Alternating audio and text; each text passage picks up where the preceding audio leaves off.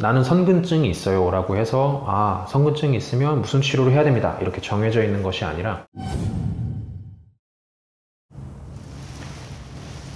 안녕하세요, 최상산부인과 최진영입니다. 오늘은 선근증에 대해서 얘기를 해볼 건데요. 선근증은 환자분들이 이제 근종은 많이 알고 계시는데 선근증은 잘 모르시는 분들이 많더라고요. 근종과 선근증은 초음파에서 볼 때 비슷하게 보일 수도 있고, 그런데 병의 이제 원인이나 종류가 다른 병입니다. 근종은 여러분들이 많이 아시는 것처럼 자궁벽 안에 또는 벽 바깥으로 튀어나오게 근육의 종양이, 양성 종양, 덩어리가 생기는 거고요. 선근증은 쉽게 얘기하면 자궁의 벽 자체가 두꺼워지는 거라고 생각하시면 되겠습니다. 자궁벽이 두꺼워지는 이유는 한 달에 한 번 배란이 되고, 그 다음에 임신 준비를 위해서 자궁 내막이 점점 두꺼워지다가 임신이 안 되면 이제 다시 준비해야지 하고 이제 내막이 다 떨어져 나옵니다. 그게 생리고요. 이렇게 생리를 할 때 이 자궁 내막 세포들이 자궁벽 안으로 파고 들어가서 자궁 근육층 안에 존재를 이제 하게 되면 걔네들이 그 안에서 한 달에 한 번씩 생리할 때마다 같이 생리가 현상이 일어나겠죠. 그러면 자궁벽 안에서 자꾸 염증 반응이 일어나게 되고, 그러면 자궁벽이 점점 이제 두꺼워질 수 있습니다. 그래서 생리를 계속 할 때마다 점점점 이제 악화되는 이제 그런 병이고요. 나이가 들어감에 따라서 점점 이제 진행할 수 있습니다.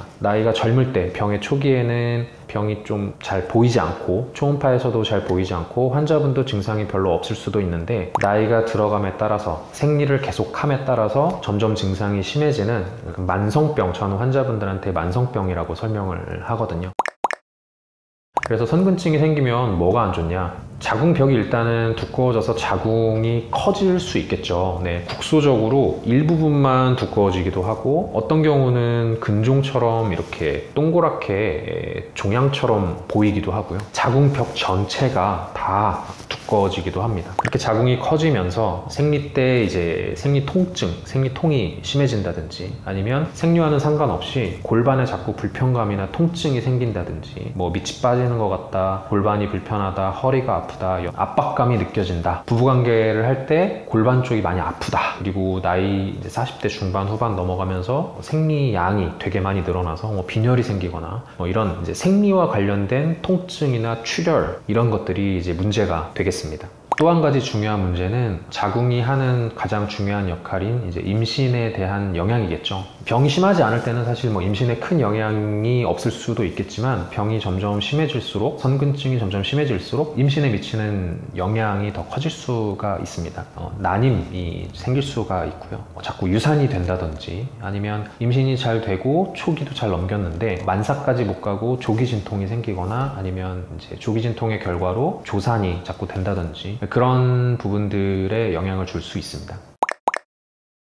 증상도 별로 없는 경우에는 치료가 사실 꼭 필요하진 않습니다. 그냥 정기적으로 검진하면서 자궁의 상태를 체크하는 과정만으로도 충분하겠죠. 자궁은 많이 크지 않은데 증상이 심하다든지, 증상은 심하지 않은데 자궁이 너무 크다든지, 그러니까 증상 또는 자궁의 크기가 문제가 된다면 그때는 이제 치료가 필요할 수 있겠습니다. 혹은 임신에 자꾸 영향을 준다 그러면 이제 다른 원인은 찾아봐도 아무리 없는데 이제 자궁의 선근증이 심하다 그러면 그거에 대한 치료를 고려해 볼 수 있겠죠. 그래서 증상을 조절하는 치료를 제일 먼저 해볼 수 있습니다. 출혈이 많거나, 그러니까 생리가 많거나 부정출혈이 자꾸 생기거나, 아니면 생리통이나 골반통 같은 통증이 심한 경우에는 통증을 조절하는 진통제, 가장 기본적인 약이 진통제고요. 이런 걸로 잘 안 되면 이제 생리를 좀 조절하는 치료가 필요할 수 있는데요. 피임약을 먹어서 생리를 조절하거나, 아니면 호르몬을 방출하는 루프가 있습니다. 흔히 말하는 미레나 같은 건데요. 그런 이제 루프 같은 걸 써서 생리를 좀 조절하는 거죠. 생리를 아예 좀 억제하거나, 생리를 잘 규칙적으로 하고 생리양을 줄이도록 조절하거나, 증상 조절을 하면